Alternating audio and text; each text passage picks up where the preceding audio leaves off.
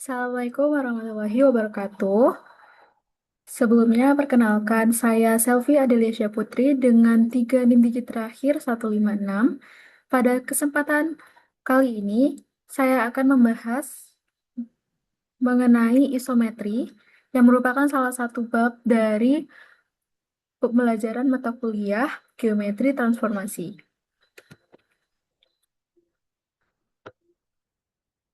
Baik, untuk pertemuan kali ini kita akan membahas mengenai pengertian isometri, lalu ada sifat-sifat isometri, dilanjutkan dengan jenis-jenis isometri, dan tidak lupa pula untuk pembahasan soal isometrinya.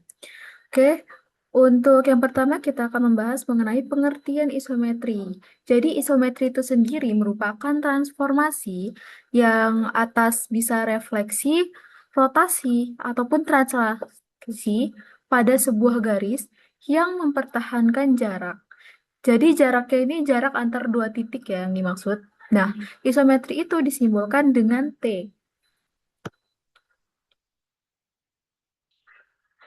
Nah, jadi sebuah transformasi T atau transformasi itu dikatakan isometri jika dan hanya jika untuk setiap pasang titik A dan B itu ruas garis A dan B itu akan sama dengan panjang ruas garis bayangannya. Jadi panjang AB itu akan sama dengan panjang A aksen B aksen. Nah, dengan A aksen itu merupakan transformasi dari A dan B aksen itu merupakan transformasi dari B.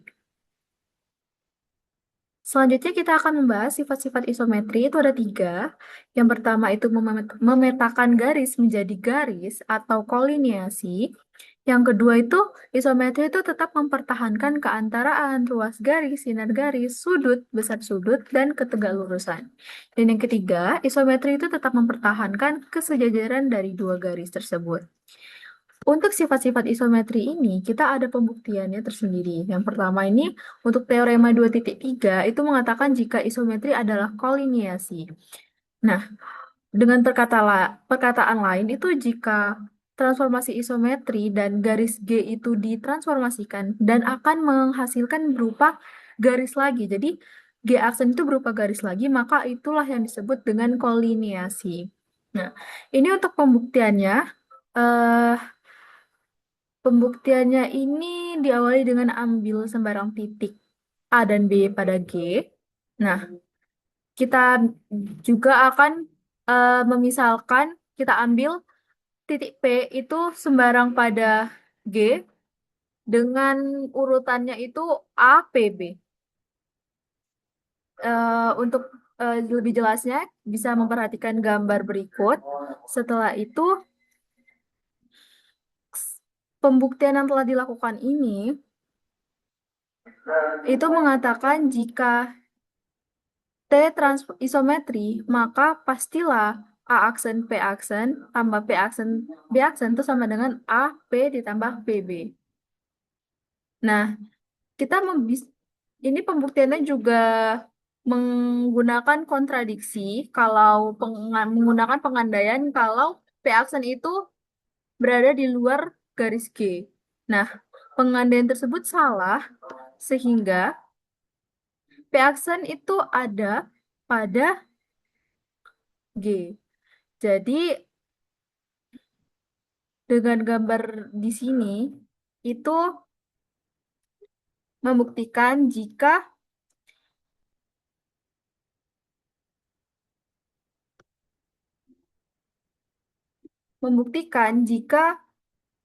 G itu merupakan kolineasi. Jadi P aksen itu tidak mungkin berada di luar T sehingga P aksen itu berada pada T dan terbukti bahwa G aksen itu merupakan kolineasi dari G tadi. Selanjutnya untuk pembuktian sifat kedua, yaitu pada teorema 2.4 bahwa isometri itu mempertahankan besar sudut. Ini untuk langkah-langkahnya, dimulai dari kita mengambil sembarang sudut ABC, di mana sudut ABC itu ruas garis BA itu gabungan dari ruas garis BC untuk premis yang pertama, dan premis kedua itu kita misalkan bahwa A aksen itu adalah sebuah transformasi dari A. Dan begitu juga B aksen dan C aksennya. Lalu kita memetakan A aksen dan B aksen dari AB, dan juga kita memetakan B aksen C aksen dari BC, dari langkah 2. Kemudian, dari langkah 1, 3, dan 4, dan juga teorema sebelumnya, yaitu teorema 2.3 yang mengatakan bahwa isometri adalah sebuah kolineasi, maka A aksen B aksen dan B aksen C aksen itu merupakan suatu garis lurus.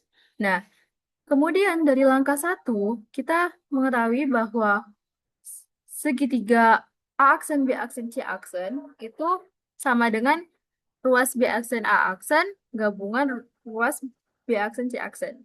Nah, selanjutnya kita akan mengkonstruksi ruas garis AC dan juga A aksen C aksen, sehingga akibat dari langkah 3, 4, dan 7, kita menghasilkan bahwa A aksen B aksen itu sama dengan AB, lalu B aksen C aksen sama dengan BC, dan juga C aksen A aksennya sama dengan CA.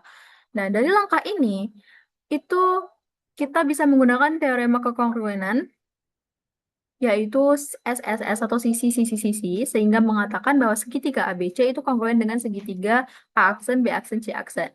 Dari kekongruenan ini, kita akan menghasilkan bahwa sudut ABC itu kongruen dengan sudut A aksen, B aksen, C aksen. Sehingga terbuktilah bahwa salah satu sifat isometri yaitu mempertahankan besar sudut.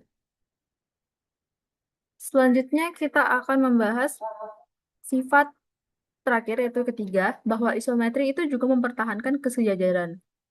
Jadi di sini pembuktiannya ada 3 premis, ataupun 3 premis dan 1 premis tambahan. Untuk premis pertama, bahwa T itu suatu transformasi dan juga G itu sejajar dengan H. Untuk premis kedua, G aksen itu adalah suatu transformasi dari G, dan juga premis ketiga, bahwa H aksen itu adalah transformasi dari H. Kita akan membuktikan dengan premis tambahan, yaitu menggunakan kontradiksi, bahwa kita bisa mengandaikan bahwa G itu tidak sejajar dengan H. Nah, dari premis tambahan ini, kita bisa menuliskan di langkah kelima, yaitu kita misalkan kalau misalnya G tidak sejajar dengan H, itu akan ada apa ya, kedua garis itu berarti memotong. Nah, di mana kalau kedua garis berpotongan itu tempat bertemunya kedua garis itu disebut titik perpotongan. Nah, kita misalkan titik perpotongan itu adalah P aksen, sehingga P aksen itu merupakan titik perpotongan dari garis J aksen dan juga garis H aksen. Nah, dari langkah pertama kita ketahui bahwa eh, transformasi P itu akan sama dengan P aksen. Nah, sehingga kita akan dari langkah kedua dan langkah kelima, kita bisa mengatakan bahwa P itu ada pada garis G, dan juga P itu ada pada garis H. Nah, dari langkah 7 dan 8 ini, itu kontradiksi dengan langkah pertama. Karena kan T itu suatu transformasi dan juga G itu kan sejajar dengan H, maka tidak ada garis perpotongan pada dua garis yang sejajar. Nah, pengandaian atau kontradiksi yang kita lakukan tadi bernilai salah, sehingga pernyataan bahwa G aksen itu sejajar dengan H aksen itu terbukti benar, dan muncullah sifat ketiga isometri ini, yaitu mempertahankan kesejajaran. Setelah sifat, kita akan membahas jenis-jenis isometri.